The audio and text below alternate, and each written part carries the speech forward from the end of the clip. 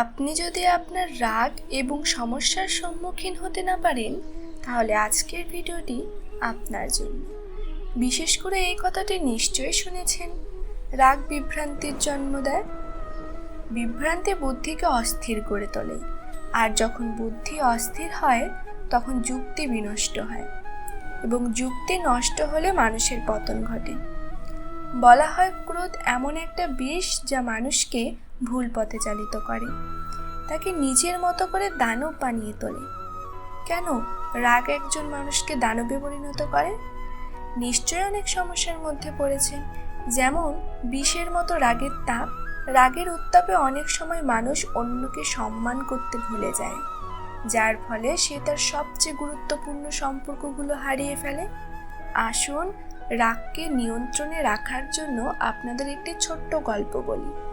এটি একটি প্রাচীনকালের গল্প। একটি ছোট্ট গ্রামে এক গুরু ছিলেন। তার অনেক শিষ্য ছিল, যারা তার কাছ থেকে জ্ঞান এবং জীবনের গুরুত্বপূর্ণ পাঠ শিখতেন। একদিন এক শিষ্য খুব রাগান্বিত অবস্থায় গুরুর কাছে এসে বলল, আমার বন্ধু আমাকে খুব খারাপ কথা বলেছে। গুরুজি শান্ত হয়ে হেসে তাকে নদীর তীরে নিয়ে গেলেন। গুরু বললেন, এই জল দেখো, একেবারে শান্ত, কিন্তু তুমি যদি পাথর ছুঁড়ে দাও তাহলে ঢেউ উঠবে। যেই পাথর নড়াচড়া বন্ধ করবে, জলও শান্ত হয়ে যাবে। শিষ্য সেই পাথরটি নদীতে ফেলে, এবং পাথর শান্ত হওয়ার সাথে সাথে নদীর জলও শান্ত হয়ে যায়। গুরু বললেন, তোমার রাগের অবস্থাও এমনই। যখন কেউ তোমার সাথে খারাপ ব্যবহার করে বা ভুল করে, তখন সেটি একটি পাথরের মতো, যা তোমার মনের শান্ত জলে ঢেউ তোলে। কিন্তু যদি তুমি শান্ত হয়ে অপেক্ষা করো, সেই তরঙ্গগুলি চলে যাবে, তোমার মন আবার শান্ত হবে। শিষ্য বুঝতে পারল যে রাগের মুহূর্তে শান্তভাবে চিন্তা করা উচিত, যাতে মন স্থির থাকে। গুরু আরও বললেন, যেমন নদীতে পাথর নিক্ষেপ করার পর জল শান্ত হয়ে যায়, তেমনি তোমার মনও সময় নিয়ে শান্ত হয়ে যাবে।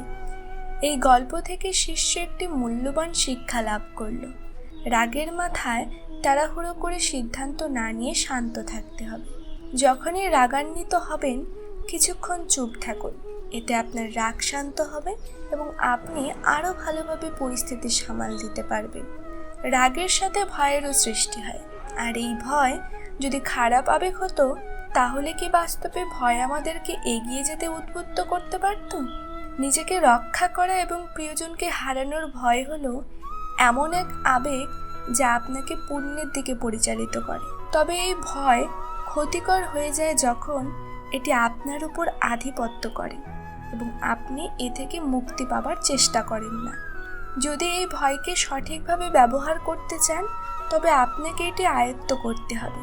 তারপর সেই ভয়ের সীমা ভেঙে বেরিয়ে আসুন।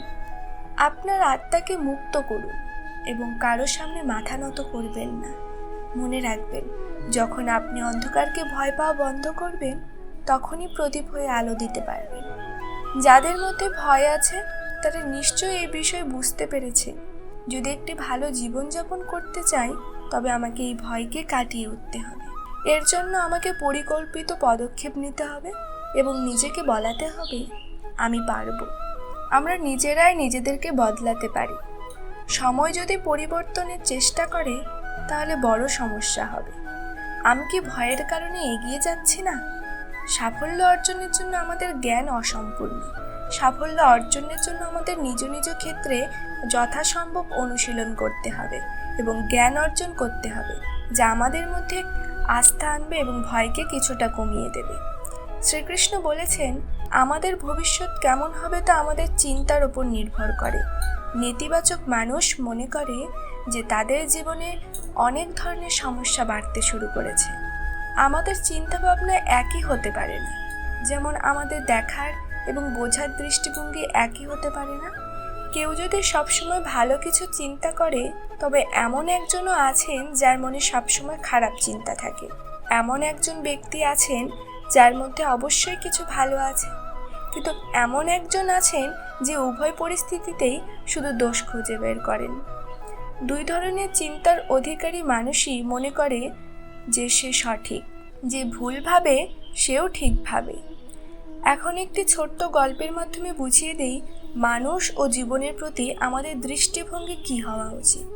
একটি ছোট্ট গ্রামে একজন যুবক বাস করত। তার পরিস্থিতি খুব কঠিন ছিল। তার পরিবারের আর্থিক অবস্থা ভালো ছিল না এবং গ্রামে সম্পদের অভাব ছিল বলে লোকে প্রায়ই তাকে এই বলে নিরুৎসাহিত করত, তোমার ভাগ্যে ভালো কিছু নেই, এত সংগ্রাম করেও তুমি সফল হতে পারছো না। যুবক সবসময় হেসে বলতো, আমি নিশ্চিত ভালো কিছু ঘটবে। সে লেখাপড়ায় ব্যস্ত ছিল এবং কখনোই নেতিবাচক চিন্তায় ডুবে যায়নি। তাকে দেখে লোকেরা অনেকবার কটূক্তি করলেও সে সেসব উপেক্ষা করত এবং ইতিবাচক চিন্তা করত। সে জানতো সমস্যা হলো প্রত্যেকের জীবনের অংশ, কিন্তু ইতিবাচক চিন্তাভাবনাই সমাধান করা যায়। এখন যারা তাকে সমালোচনা করতেন তারাও প্রশংসা করা শুরু করলেন। তাই আমরা যদি প্রতিটি পরিস্থিতিতে ইতিবাচক চিন্তা করি এবং অন্যের ভুল থেকে শিক্ষা গ্রহণ করি, তবে সফলতার দিকে এগিয়ে যেতে পারব। আমাদের মনে রাখতে হবে, সামনে এগিয়ে যাওয়াই আসল জয়। মন চঞ্চল, তবে এটি আমাদের নিয়ন্ত্রণে রয়েছে এবং এটি আমাদের একটি অনন্য শক্তি। সঠিকভাবে ব্যবহার করলে এই শক্তির মাধ্যমে আমরা যে কোনো বাধা অতিক্রম করতে পারি। জীবনে ভালো কিছু করার জন্য আমাদের মনই সবচেয়ে গুরুত্বপূর্ণ, কিন্তু যদি এটি সঠিকভাবে ব্যবহার করা না হয় তবে এটি আমাদের জীবনকে ধ্বংস করতে পারে। সবচেয়ে ধ্বংসাত্মক শক্তি হতে পারে আমাদের মন, বিশেষ করে আমাদের চিন্তা ভাবনায়, এবং জীবনকে প্রভাবিত করতে পারে। তাই জীবনকে সঠিকভাবে যাপন করার জন্য মনের ওপর কোনো খারাপ প্রভাব থাকা উচিত নয় এবং এটি শুধুমাত্র আমাদের পক্ষে কাজ করা উচিত। ভগবদ্গীতায় শ্রীকৃষ্ণ বলেছেন, এটি মনের প্রকৃতি যে এটি অস্থির থাকে। মন বিভিন্ন বিষয়ে চিন্তা করতে থাকে এবং আমাদের প্রতিটি অসুবিধা ও ঝামেলা থেকে মুক্তি পেতে হবে। আমরা আমাদের জীবনে অনেকটা সময় চিন্তায় ও দুশ্চিন্তায় ব্যয় করি, যা শুধুমাত্র আমাদের অগ্রগতিতে ব্যাহত করে। আপনি কি কখনো কাককে বলতে পারেন যে সে কাকা না ডাকুক? আমাদের মনও অনেকটা তেমনই। আমরা যতই চেষ্টা করি, চিন্তা যেন থামতেই চায় না। এই বিষয়টি একটি গল্পের মাধ্যমে বুঝিয়ে দিই। একসময় একটি গ্রামে একজন মানুষ থাকত, যিনি সবসময় চিন্তায় বিভ্রান্ত থাকতেন। যখনই কোনো সমস্যা আসতো তখনই তার মন অস্থির হয়ে উঠত।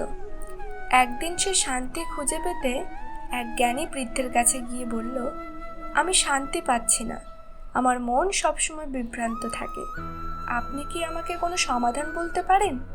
বৃদ্ধ তাকে একটি পানি ভর্তি গ্লাস দিলেন এবং বললেন, এই গ্লাসটি নিয়ে বাগানের চারপাশে হাঁটুন, তবে পানি যেন না পড়ে।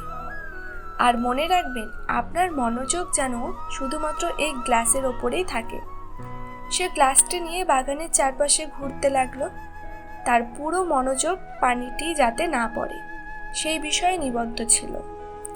সাবধানে ঘুরে ফিরে এসে বৃদ্ধকে জানালো যে তার মনোযোগ সম্পূর্ণ গ্লাসে ছিল এবং কোনো চিন্তা ও অস্থিরতা তাকে স্পর্শ করতে পারেনি। তখন বৃদ্ধ তাকে বললেন, যখন তুমি তোমার মনোযোগ একটিমাত্র কাজে নিবদ্ধ করেছিলে তখন অন্য সব চিন্তা ধীরে ধীরে কমে গিয়েছিল।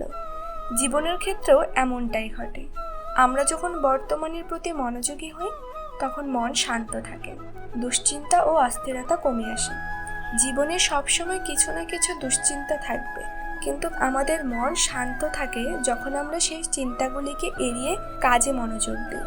এই ভিডিও থেকে এটি শিখুন যে বর্তমান মুহূর্তের প্রতি মনোযোগী থাকাটা কতটা গুরুত্বপূর্ণ।